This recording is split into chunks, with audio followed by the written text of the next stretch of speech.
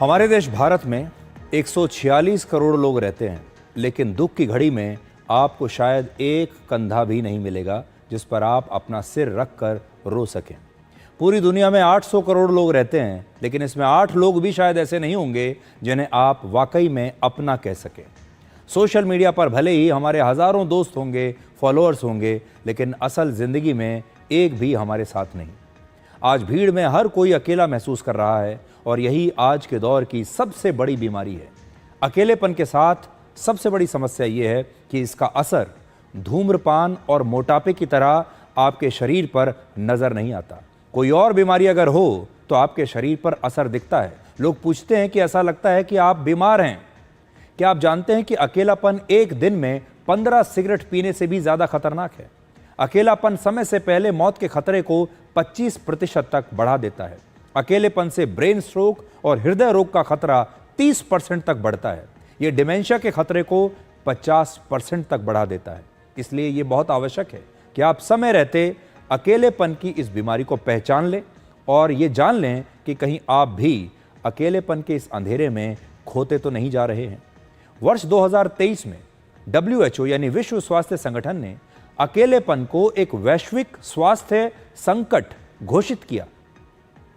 अकेलेपन को परिभाषित करते हुए WHO ने कहा कि यह व्यक्ति की अपनी भावनात्मक पीड़ा है जो सामाजिक अलगाव और सार्थक रिश्तों की कमी से पैदा होती है। आज अकेलापन दुनिया भर में एक गंभीर बीमारी का रूप ले चुका है। जापान और दक्षिण कोरिया जैसे देशों में लोग इस कदर अकेले हो चुके हैं कि अगर उनकी मृत्यु भी हो जाए तो कई कई दिनों तक बाहरी दुनिया को उनकी मौत के बारे में पता नहीं चलता। इस कहानी को सुनिए। पिछले साल जापान में करीब 76,000 लोगों की मौत उनके घर में अकेले हुई। इनमें करीब 4,000 मौत ऐसी थीं जिसमें करीब 1 महीने के बाद बाहर के लोगों को उनकी डेड बॉडीज मिली।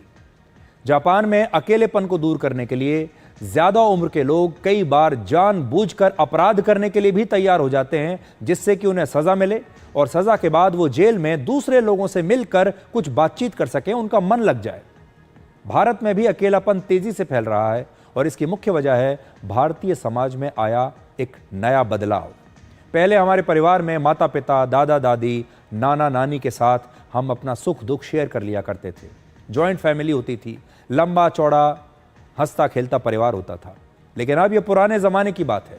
अब जॉइंट फैमिली की जगह न्यूक्लियर फैमिली ने ले ली है। महानगरों में अब डिंक्स यानी डुअल इनकम नो किड्स का चलन बढ़ रहा है, जहां सिर्फ परिवार में पति पत्नी ही रहते हैं और वो बच्चे तक पैदा नहीं करना चाहते।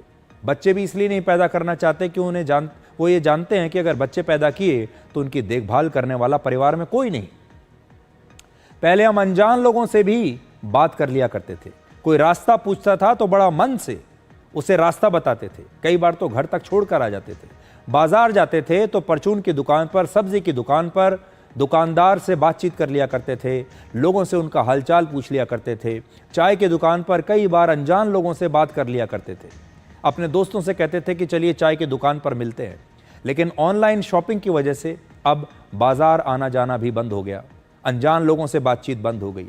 उस दुकानदार से कभी कभी जो हालचाल पूछ लिया करते थे वो भी बंद हो गया।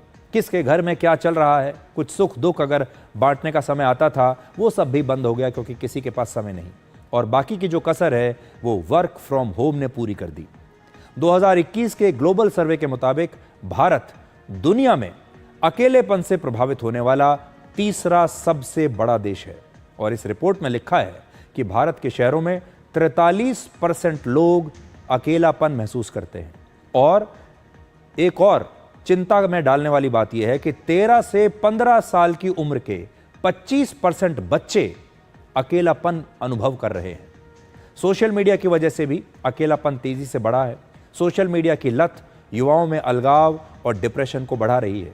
आजकल भावनाओं को व्यक्त करने के लिए किसी की आंखों में आंख डालने की ज़रूरत नहीं है, किसी के सामने बैठने की ज़रूरत नहीं है, किसी का चेहरा देखने की ज़रूरत नहीं है, किसी को मुस्कुराहट देने की ज़रूरत नहीं है, किसी की आंखों में आंसू देखने की ज़रूरत नहीं है। क्योंकि अब लोगों ने अपनी भावनाओं को व्यक्त करने के लिए इमोजीज़ का इस्तेमाल करना शुरू कर दिया है। आजकल सारे रिश्ते, सारी भावनाएं सिर्फ इमोजी के ज़रिए हम बता देते हैं। खुश हैं तो खुशी की इमोजी भेज देते हैं, और अगर दुखी हैं तो रोने वाली इमोजी भेज देते हैं।